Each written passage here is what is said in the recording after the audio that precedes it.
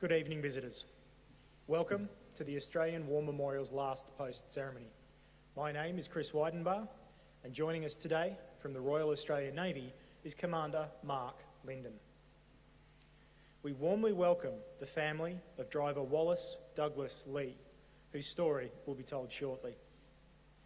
We are honoured to acknowledge His Excellency Mr Mohammad Sufiyur Rahman, High Commissioner of Bangladesh to Australia, Lieutenant General Mohammad Mahfuzur Rahman, Principal Staff Officer, Prime Minister's Office, Bangladesh, Rear Admiral Lu Chuen Hong, Chief of Navy, Republic of Singapore, Vice Admiral Michael Noonan, Chief of Navy, Australia, and the Malaysian Young Muslim Leaders Delegation. We welcome the veterans who have served, those that are still serving, and the families that love and support them. We acknowledge the members of RSL and Services Clubs Association, RSL Victoria and RSL Queensland who are watching the broadcast of this ceremony across Australia. During this evening's ceremony, wreaths will be laid at the base of the pool of reflection by family, visitors to the memorial, and by students on behalf of the following schools.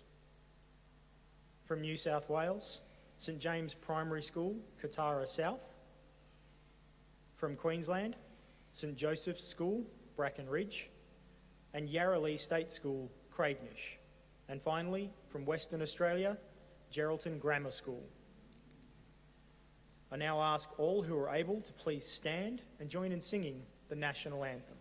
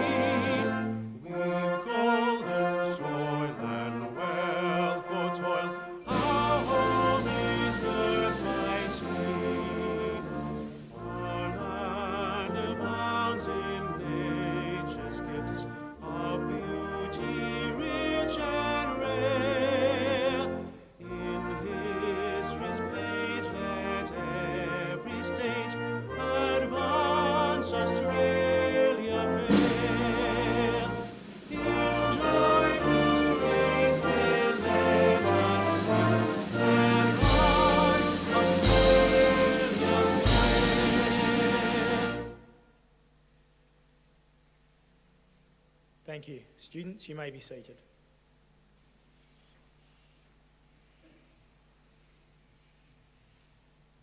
The Australian War Memorial was the vision of Charles Bean, Australia's first World War official historian. Bean landed with the Australian troops on Gallipoli and stayed with them at the front through to the end of the war. The idea of this national memorial and museum came to him at Pozières, France, in the depths of the bloody fighting of 1916. Bean's idea was that this would be a place where families and friends could mourn loved ones buried in faraway lands.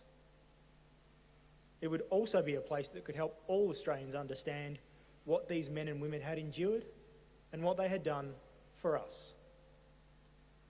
Bean's vision, to which we remain true, is best expressed as inscribed in the entrance to the memorial's galleries. Here is their spirit, in the heart of the land they loved. And here we guard the record which they themselves made. Tonight, we will read the story behind just one of those on the Roll of Honour, which lists the names of more than 102,000 men and women who have given their lives for us in war and operations for more than a century. But first, we present a lament, Flowers of the Forest. Wreaths or floral tributes will now be laid at the base of the pool of reflection.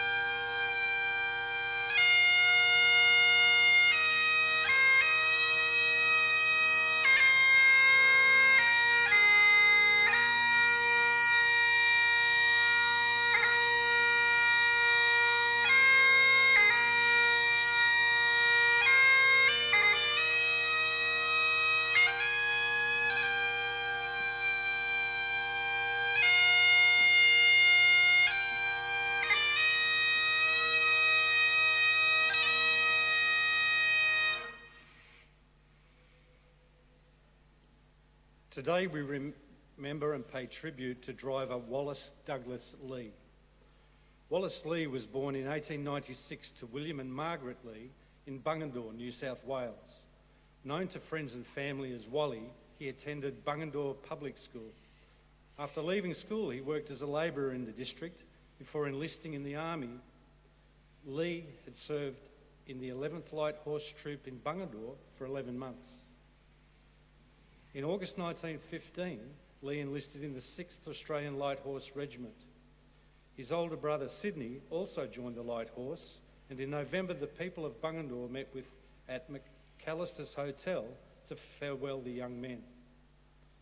After a toast to the health of the King, the two brothers were presented with silver watches. A few weeks later, Lee embarked from Sydney on the troop ship Persic. He arrived in Egypt at the end of December, just as the Australian and New Zealand troops were being withdrawn from Gallipoli to training camps in Egypt. At this time, due to a successful recruiting campaign at home, the Australian Imperial Force doubled in size. With their valuable riding skills, many light horse troops were mustered to other duties, especially artillery. Lee was one of these men, and he became a horse driver in the 9th Battery of the 3rd Field Artillery Brigade. Lee trained with the artillery for 3 months in Egypt before sailing to Marseille. From there, the 3rd Field Artillery Brigade moved to the Somme sector. Lee's first experience of warfare were bombarding of the German trenches at Fromelles in early July. His battery engaged in counter-bombardment, targeting the German artillery after it had fired. 3rd Brigade moved away from Fromelles before the infamous battle there that cost so many Australian lives. Lee and the rest of his brigade marched west to the town of Albert. From July to the end of the year, the 3rd Artillery Brigade supported infantry actions in the north of France, moving towards the border of Belgium. As a driver, Lee was in charge of a 6-horse team attached to an 18-pounder gun. Firing high explosive and shrapnel shells, Lee's gunner team provided covering fire for infantry advances and also attempted to destroy German fortifications. The Australian guns were often the target of German artillery or aeroplane bombing raids. In August 1916, a German aeroplane dropped 7 bombs on the 3rd Brigade, which resulted in 9 men killed and 39 men wounded. There were other challenges. As the summer months gave way to autumn, persistent rain turned the fields of Flanders into a sodden morass. The field diary of the 3rd Artillery Brigade records the severe difficulties faced by the men when moving the horses and heavy guns through the mud. Repairs and maintenance work were also impeded by the rain. With winter came snow that lasted well into April 1917. In the summer months, Lee and his comrades marched into Ypres, section of Belgium. By the end of July, they were positioned on the Belgian coast north of the city. At this time, the British commanders launched an offensive aimed at pushing the Germans out of Flanders. In September, the men of the 3rd Field Artillery marched to a position 10 kilometres west of Ypres. From there, they supported the British and Commonwealth troops fighting their way eastward towards Passchendaele Ridge. The offensive had initial success at Menin Road and Polygon Wood, though at the cost of many casualties. For the first half of October, Lee and the 3rd Field Artillery moved to a rest area away from the front line. The men spent 2 weeks on daily training that involved cleaning and servicing of guns. For Lee, it also meant cleaning the horse harnesses and exercising the horses. During this period, the fine weather ended and a heavy rain set in. The rain created deep mud in the Ypres sector that severely slowed the advance of the artillery. On the 22nd of October, as the 3rd Field Artillery struggled back to the front line, Lee was struck by shrapnel and wounded on the horse. He was taken to the 1st Canadian General Hospital in Etaples, where he died of his wounds a week later, on the 29th of October 1917. He was buried at Etaples military cemetery in France alongside nearly 11,000 Commonwealth soldiers. He was 21 years old. His grieving family engraved his headstone with the following epitaph: "Too far away, your grave to see, but not too far for our memory." Driver Wallace Douglas Lee is listed on the roll of honour on my right amongst almost 62,000 Australians who died while serving in the First World War. This is but one of the many stories of service and sacrifice told here at the Australian War Memorial. We now remember Driver Wallace Douglas Lee, who gave his life for us, for our freedoms, and in the hope of a better world.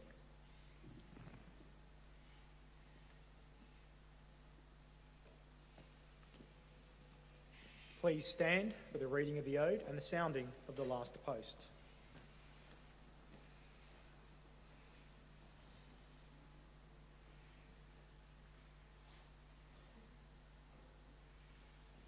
They shall grow not old, as we who are left grow old. Age shall not weary them, nor the years condemn. At the going down of the sun, and in the morning, we will remember them. We will remember them.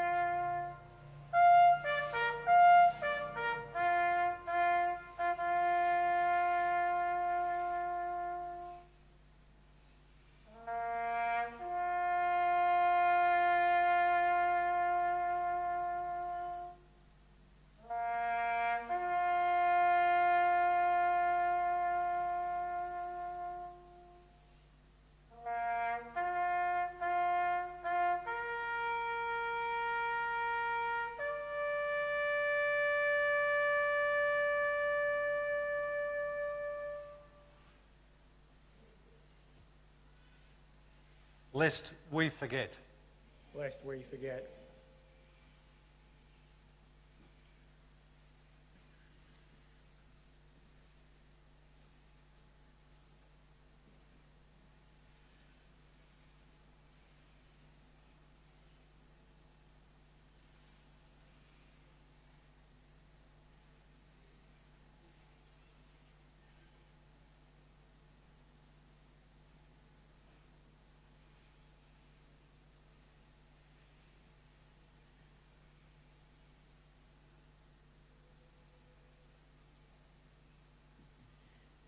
We leave you this evening with the words of the memorial's founder, Charles Bean. Many a man lying out there at Poziere or in the low scrub at Gallipoli, with his poor, tired senses barely working through the fever of his brain, has thought in his last moments, well, it's over. But in Australia, they will be proud of this. Ladies and gentlemen, girls and boys, that concludes the last post ceremony. We thank you for visiting the Australian War Memorial and wish you all a very good evening.